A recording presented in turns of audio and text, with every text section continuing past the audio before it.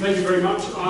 My name's Stephen, this is David. What we'll do is I will present, just to make it easier than swapping between slides, and then we'll take questions jointly. We do have a lot of slides, but panic ye not. These are more for, we like a comfort blankets, just in case, and a lot of these are comfort blankets. What our interest, as Martin's just said, is effectively here on today in activist dilemmas. What we've been doing is looking at protest movements and activism and community groups across a whole variety of areas. Dates back to work that David undertook in social movements, trade unions and community organisations in South Africa in the 80s and 90s. It's work that I've been undertaking in local communities as well. Most recently is a relative term, but most recently for us, we've become involved in public controversies in the environmental field. On one level, the governance and management of these wicked policy problems and how we come to some kind of democratic resolution or settlement of them. And also, we've been following the protest. This started some time ago with the protest against Manchester and the second runway. We then found ourselves at the 5th terminal, well, before then just with what happened at the aftermath of the 5th terminal at Heathrow, Stansted, Gatwick, Heathrow, and also we've been across most recently to Notre-Dame-des-Landes, looking at the proposals and the protests against the building of a new 4-runway international airport just outside the city of Nantes. And we've also been looking at noise protests in Paris, Amsterdam, and also protests against expansion in Frankfurt and Munich. And most recently, we've been looking at collaborative governance in an age of austerity, comparing different governance strategies in cities. That's part of a wider ESRC project. We're looking at Nantes, others are looking at Barcelona, Dublin, Leicester, and what happens to collaborative governance under conditions of austerity. As I said, some of these are comfort blankets. What we want to talk today is about activist dilemmas. We want to thinking about the dilemmas posed for activists through engagement in these decision-making processes and movements. And these dilemmas can take a whole variety of forms. In Manchester second runway, the dilemma for local residents was whether to focus on the formal public inquiry and engage in this process of planning, review and contestation, or actually to develop a high-profile media campaign alongside the direct action environmentalists who were opening up there and digging in, literally, in the camp on the site of the proposed runway. We all remember Swampy, some of us will. Heathrow, the dilemma which we've studied there is the 5th terminal. After investing in the public inquiry on a daily basis in the longest ever public inquiry in Britain, how then, when you lose, what do you do next? How do you transform the campaign to keep it going? Then we looked at the public consultation about the future of UK aviation, which was the Blair government's attempt to resolve the issue of airport expansion. We have a national consultation, we engage in some form of drawn national consultation process, and we come up with a plan for the next 30 years that everyone can agree with. But for a lot of the groups there, the issue was, do we participate in this or not? And if we participate in it, how do we participate?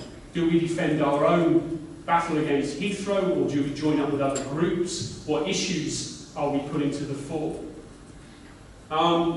Similarly, we've looked at Stansted second runway, Heathrow 3rd runway, and the dilemmas there. What we want to talk about today is the Airports Commission, launched in 2012, which reported in July 2015, the Davis Commission as it became known, and the dilemma for activists within that, around framing, or how to frame the terms of the Commission, how to engage in the process of the Commission whilst avoiding incorporation. The Davis was set up to deliver an evidence-based consensus.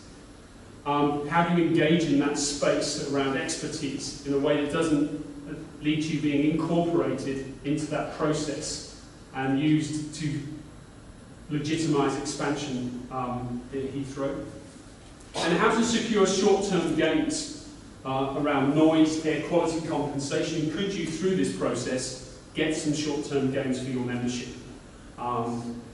whilst retaining the overall aim of stopping expansion. So these are the types of activist dilemmas we want to look at today.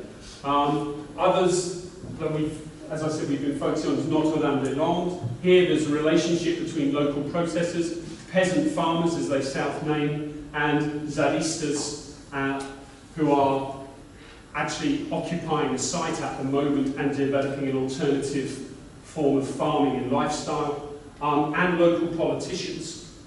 And also the engagement with the public authorities. The protest and the idea of a third Paris airport at Notre-Dame-des-Landes started off for Concorde in 1960.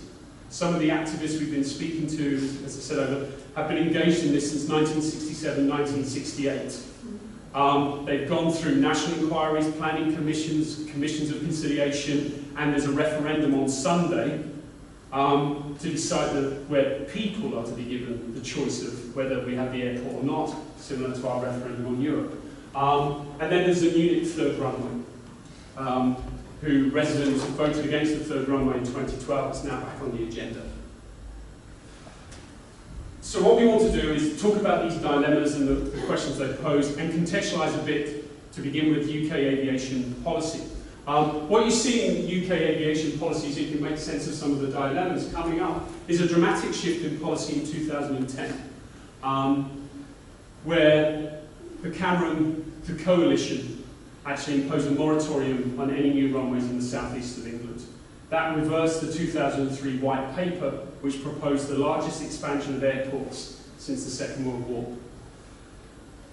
Part of that was due to this new coalition of anti-airport expansion. That new coalition linked demands between particular airport struggles to create a more universal challenge against national airport policy.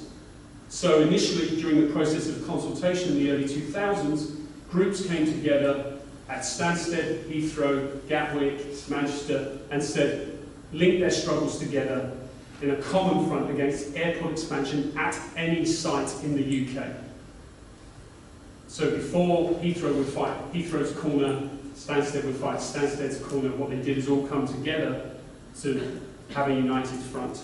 They also changed their nature of campaigning, which we'll talk about later, in terms of diversifying their strategies and tactics. So they introduced more community-style activism, direct action, media-friendly events, taking over, having a picnic, for example, like they do in Munich, in Heathrow terminals, linking up with Plain Stupid, and supergluing yourself to Gordon Brown, as one protester did when he got a Citizens Award. He had superglue on his hand and shook Brown. So those subjects. But also, importantly for us, they connected local traditional demands about airport expansion around noise, compensation, quality of life, to climate change and other social issues. So they forged this broad, universal campaign, where if you were against climate change, you wanted to tackle climate change, you were against airport expansion. If you were in favour of social justice, you were against airport expansion. If you were anti-corporate and wanted more control over multinationals, then you were against airport expansion. So they forged this broad link. What you then see happening around the spring of 2012 is a pro-expansion backlash, a huge campaign that begins to get airport expansion back on the agenda, and it endeavours to depoliticise airports and aviation industry. It tries to depoliticise the issue of noise. It tries to say climate change has been effectively dealt with emissions trading, and it focuses again on, in the new context of the coming out of, well, not coming out of, but the new post-2008 economic crisis, of actually the need for more capacity. And out of that, you get the Airports Commission, which is asked to come up with a consensus which is generated by the evidence. And if we can find out the evidence, then we can come to a new solution. That Airports Commission is reported in July 2015 and offered, came out in favour of a new third runway at Heathrow without ruling out the possibility at Gatwick or even the possibility for 2 new runways. The Cameron government will effectively delay this decision, and in December said it would announce in the summer. We're now expecting a decision at the end of July, as it's now called for further evidence, particularly around air quality. Oh, that's the wrong one. And just to give you a sense of the change of the return towards expansion on the agenda, this was something, there was in November 2015, this came out by the DFT, it's Export Week. We live, and here's a great example of the shifting discourse back towards connectivity and the need for expansion. We live in a global marketplace, and through our transport connections can strengthen our relationships with our partners across the world in order to boost Britain's economy, and we get a nice image of a plane. Aviation is the connectivity. Connectivity is global economics. It increases our economic performance. So returning to the activist dilemmas, for those leading the campaign against expansion at Heathrow, the Davis Commission and this backlash poses a dilemma. They successfully fought off the third runway in 2009 with their universal campaign linked to climate change. They now face a new challenge. The Airports Commission is presenting itself as an expert-led panel based on evidence. It's a new type of space within which to operate. Do they choose to operate in it, or do they actually remain outside it? If they engage in it, how do they get those short-term concessions that we spoke about earlier? So how are they to engage? Should they engage? What we want to do today is focus on the issue of noise and show how these dilemmas are played out in addressing the issue of aircraft noise and airport noise. Issues of air quality, compensation, congestion, they're all important, but today we'll just focus on the issue of noise. So, the Davis Commission, to look at some of the dilemmas posed by it. This is from the Runways UK Conference Programme from the 16th of January 2014. And it shows this strategic attempt by a group of actors to depoliticise the issue around aviation. We need to take politics out of aviation so we can talk about the expertise and the evidence that we have and have a mature debate. And here, the Airports Commission has been described as a once-in-a-lifetime opportunity to secure the UK aviation's capacity for the future. But delivery of the long-term solution ultimately needs cross-party political agreement.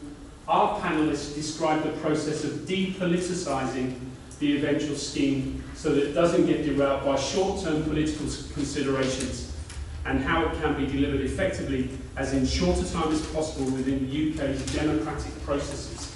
And there is this move to take politics out, because politics is getting in the way of the correct decision in inverted commas. And aircraft noise becomes central to this process of depoliticisation.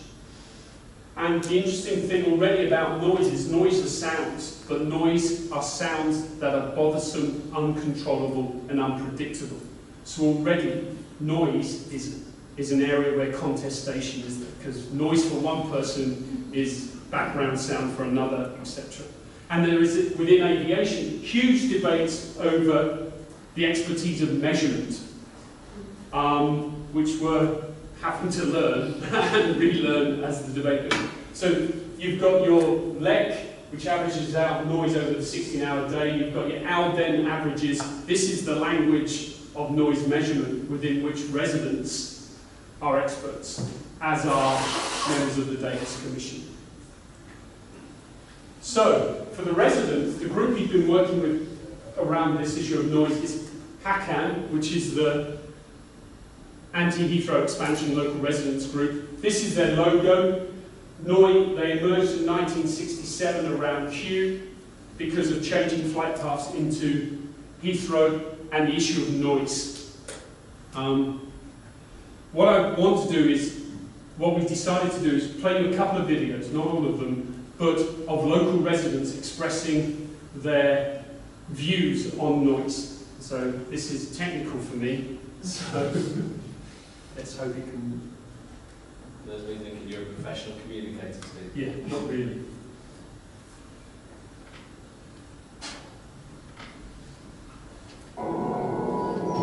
So here we are returning to another beautiful morning, the Dublin Forest, the birds singing, and the peace shattered by Heathrow.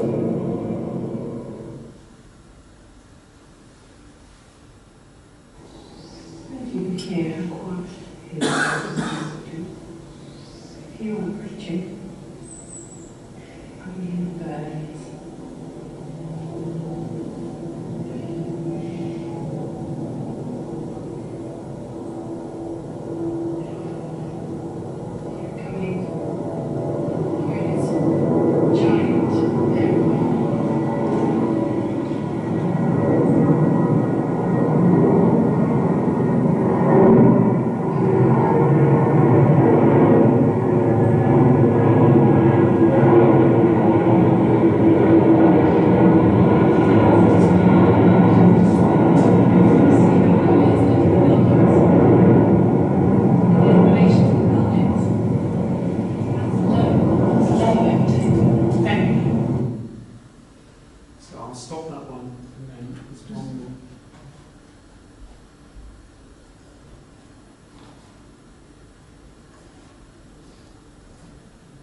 I'm woken up by them when it's on easterlies, sometimes around 6:30 in the morning. The worst bit is that you're kept up then at the last bit of the day, so they go on till really late. In fact, they kind of start again at around 11, and then they go on till sometimes past midnight. And as you can hear in the background, the noise is incessant. I don't trust Heathrow, I'm afraid. I want to, I do not.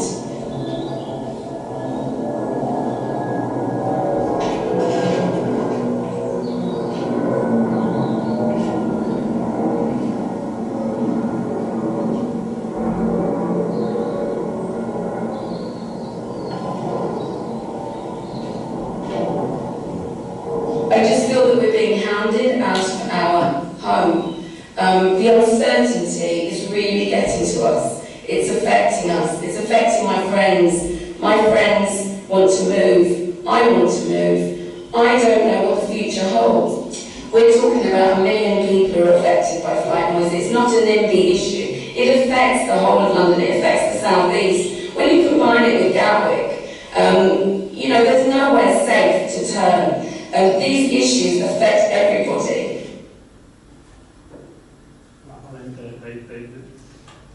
You're wrong. But If the you point... want, if you want time for questions, you've got about 5 minutes. Right. Sorry, Steve. It's okay. I didn't realise. So what that shows is part of the dilemma for the leaders of these campaigns, in the heartfelt grievances and demands that are being put on, and the lack of trust in the leaders. So what we've done in the work is gone and looked at this depoliticisation of noise by the Davis Commission, how it's both elevated by the Davis Commission and how it's constructed as a technocratic issue that can be resolved through the development of an independent noise commission. So noise is identified as an impasse for the future expansion of airports, and it's recognised that, if anything, these concerns appear to have deepened even as airports have become progressively quieter. So the Davis Commission takes a step forward in recognising or constructing noise as an issue that needs to be addressed. But it addresses it as a central issue, but it addresses it in ways of actually redescribing the demand for noise controls as demands for better information and governance. So the local residents, if they engage in this debate, are engaging in a debate where noise is being recognised, but it's being recognised as an issue around better information and governance. It opens the way to this technocratic resolution of the problem. It's vital that any decisions made are recognised as impartial and evidence-based, with the needs of all parties appropriately balanced. So you see that continuing attempt to depoliticise. What you see effectively is a strategy of concessions in community engagement. Depoliticisation is a technical issue. We can give better compensation, we can give respites, we can have an independent noise aviation authority, and we can build on cases in Australia and France. And noise is thus ideally bracketed out of the political debate surrounding expansion, and if we address noise, we can expand. And so that's the dilemma for activists. They, their membership and communities see noise as the main issue. If they enter into the Davis Commission, are they going to get incorporated? HACAN itself responds to Davis and argues that straight away we need to think about the best noise matrix. So their concern is to open up the agenda of how we measure noise. And no matrix will be perfect, but it seems to us the one option that is not feasible is a continuation of the status quo, because it's also unreflective of reality. They do not engage, this is just a quote from their response to Davis, they do not necessarily support the introduction of an independent noise authority, because they see that we've got good working relationships with Heathrow. It might work at other airports, but we might not necessarily need it here. Again, trying to mediate those dilemmas of the politics, because they don't want to destroy their relationship with Heathrow, but at the same time, they don't want to speak for other protest groups. Then, they engage in a 2014 Noise Summit, where actually Let Britain Fly, which is the main group lobbying expansion of Heathrow, and London First, another group which looked at the expansion of Heathrow as central to the position, the global dominance of London, are working beyond the institutional confines of the Commission. They are promoting an independent noise authority as a way of resolving the issue of noise. They're almost providing ideological cover for the Davis Commission by, outside of the Commission, creating support for this independent noise authority. And in March 2014, the pro-expansion lobby, London First, and HACAN organised a joint aviation noise summit, which was addressed by Howard Davis. And this is the dilemma being played out for us, because you see here a group which is opposed to expansion and is not necessary in its formal declarations to the Davis Commission coming out in favour of the independent noise authority, actually holding the first ever noise summit alongside Let Britain Fly and London First. Coming out in terms of this independent noise commission. And so what we're trying to do is look through the dilemmas of this noise issue and how they've played them out. And what you find is, in terms of depoliticising noise, they've created an independent noise commission. This has the advantage of involving key stakeholders in the deliberation. Also, Davis has led to the development and employment of citizen expertise in the policy process, and in many ways it's legitimised demands for noise controls. So noise is now a legitimate issue. It's not NIMBY politics, as the woman in the interview said. It becomes a legitimate issue. So engaging in these arena gives a legitimation to their own very issues. But it also enables them to repoliticise in many ways the whole debate around noise and aviation. Because noise becomes an issue because their participation in the Aviation Noise Summit, their actual issues around noise are legitimised by the very proponents of expansion.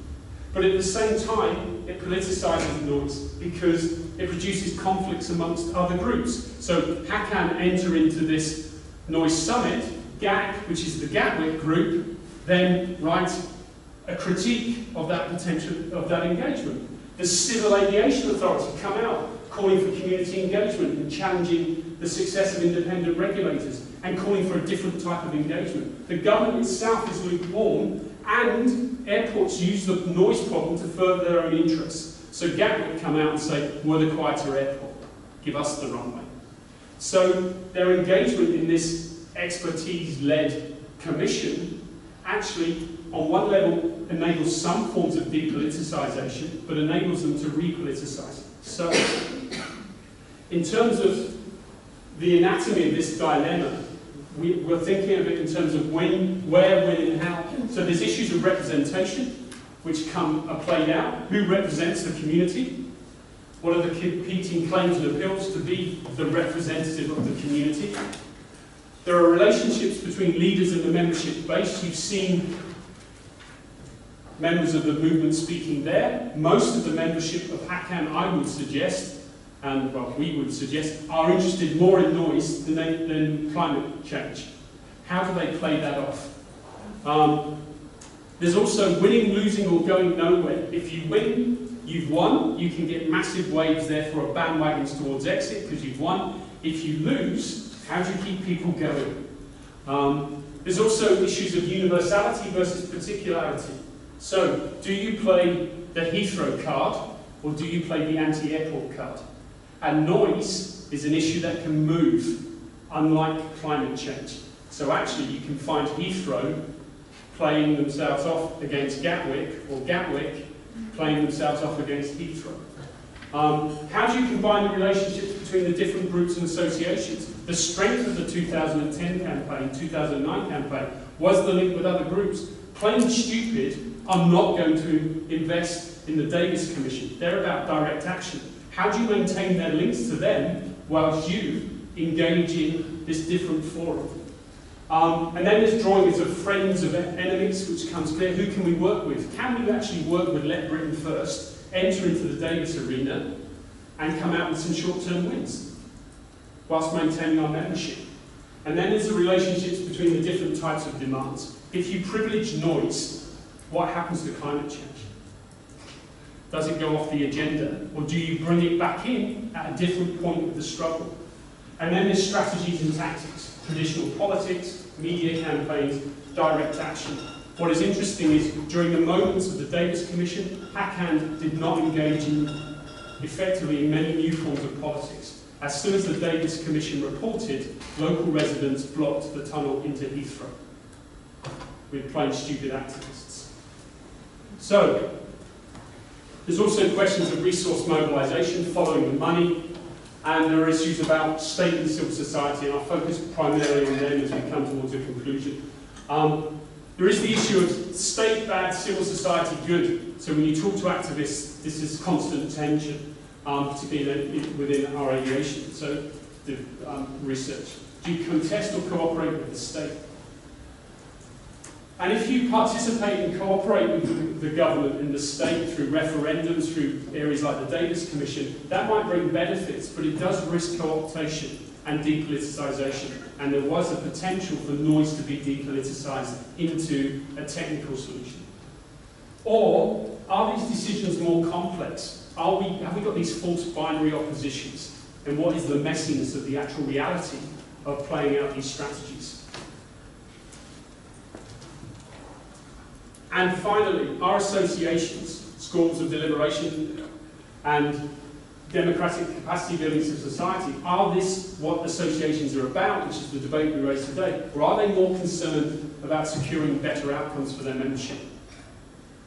And we think that poses interesting challenges for the fight against noise for Heathrow, because it's a key concern of their membership. And is that how do you play that off against the broader social justice policies, the broader, more universal issues around climate change? I'll finish there.